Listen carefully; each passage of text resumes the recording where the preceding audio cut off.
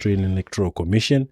So, what is the voice which is being determined on the 14th? Australians will have a say in a referendum about whether to change the constitution to recognize the first people of Australia by establishing a body called the Aboriginal Torres Strait Islander Voice. The voters will be asked to vote yes or no. The question on the ballot paper will be a proposed law to alter the constitution to recognize the first peoples of Australia by establishing an Aboriginal and Torres Strait Islander vote. Do you approve this proposed alteration? Right. I think looking at that statement, or open the floor to you, gentlemen, it's a very emotive statement. I don't think the first peoples of Australia are not recognized. They're heavily recognized. I think Joe can allude, even myself, residing in the Northern Territory previously. You can see they're heavily recognized even in sporting events. And I don't believe, this is my personal opinion, that establishing a voice will change the particular outcomes of the person or the individual on the ground. Maybe if you can touch on what establishing a voice, what that would mean. So it's basically a separate arm of the government, or having a individual body in the government which relates basically only about Aboriginal and Torres Strait Islanders. Is there anything wrong with that?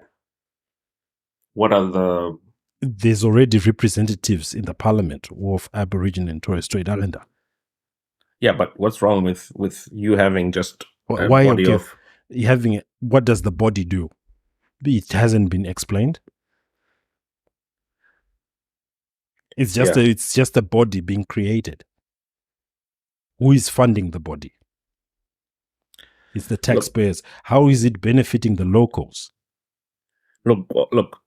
I don't have a lot of knowledge regarding the way things have been with this with the natives of Australia, but I feel there's a bit of management that could be put there, and I feel personally, they are the type of people who want to be managed by peers rather than anybody else. So I don't see a problem with having a group of people that are just there to look out for themselves and the people. Call it empowerment, if you will. Okay. They obviously have a way of looking at things that the rest of the world or the rest of Australia doesn't or won't sort of understand. So have someone amongst their peers do that for them, and they will translate what that is to everybody else. Yeah, so like Leslie's already been saying, that is already happening as we speak. They do have representatives across the government structures, you see. However, they are saying that the voice will allow the communities or the Indigenous community to vote for who they want to be the members of the voice who represent them, in the cabinets and things like that. However, in saying that, I think it's just, overcomplicating things that are already working. Because with the voice, what are they trying to achieve that is not currently being achieved? That's the question. If it's funding for Indigenous communities, there is a lot of funding that's going to Indigenous communities. But from the grassroots, there is not much development happening within the Indigenous community, which is not the problem with representation, it's the problem on the ground. Okay. So the representation will not change anything. And as Joe has alluded, the many funding bodies have been created, many funds have been poured into these communities. As we alluded, we've worked in some of these communities and we've seen that it is having someone sitting in Canberra is not going to change an issue in local Tennant Creek. Yes.